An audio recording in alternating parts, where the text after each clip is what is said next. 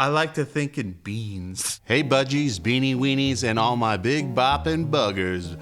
Beans Hambone here with a review and my thoughts on the early access title, Emberward. We'll start with my review of the game in its current state, and then transition to my thoughts on how the game could be improved.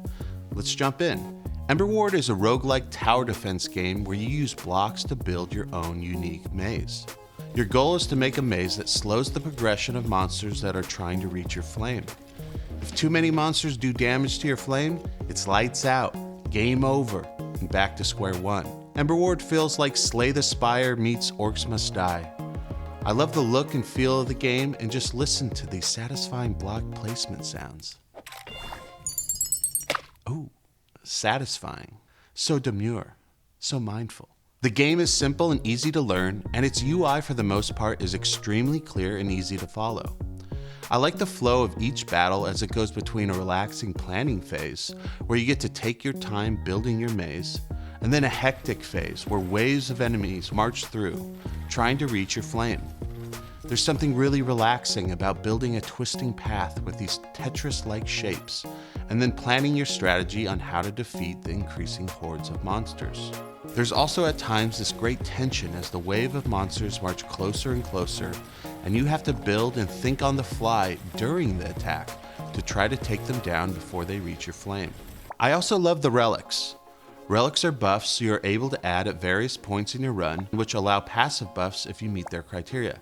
I think it's a great way to help you shape a run and create synergies between towers and playstyles. Overall, I think this is a great game if you like tower defense and building mazes in a roguelike style of gameplay. The game is off to a great start, and I'm excited to see how this game evolves over time. The game creator is quite active in their Discord, good at releasing updates and hotfixes, and adding content. The game feels polished, and in my 30 hours of playing the game, I never encountered a bug or any weird issues. I'm sure it's only going to get better over time. So let's dive into the nitty-gritty as I give my suggestions and thoughts about the future of the game. Right now, I think the game feels a little too easy. I think the normal mode is fine. I like this chill aspect to the game, and I think for a lot of players, the difficulty there seems about right. That being said, I felt that I breezed through each of the worlds, beating each one on the first or second try. So when I hopped into heroic mode, I was itching for a challenge. Unfortunately for me, heroic mode didn't feel that much different than the normal mode. I think there are certain characters and flames you can choose that would make a certain run harder, but I feel that might be a balancing issue more than anything.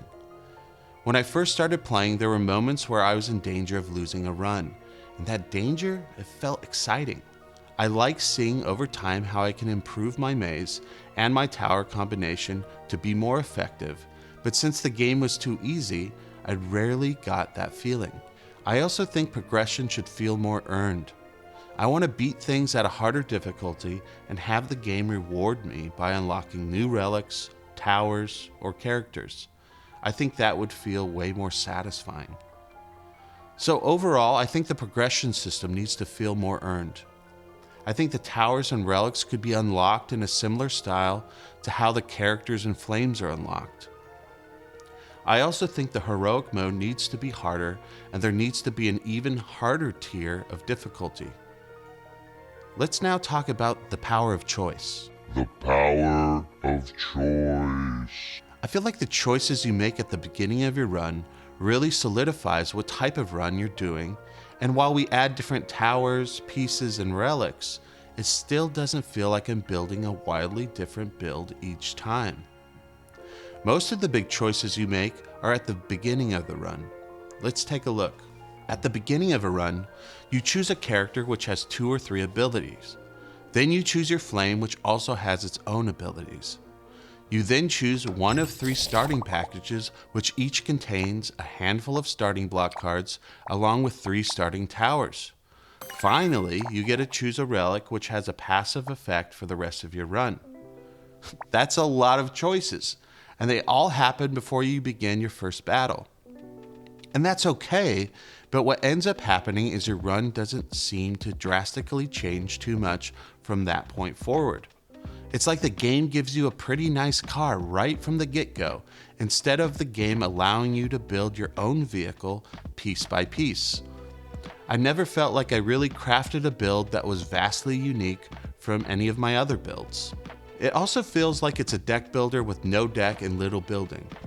Your deck essentially is your block cards, different shapes that allow you to craft your maze.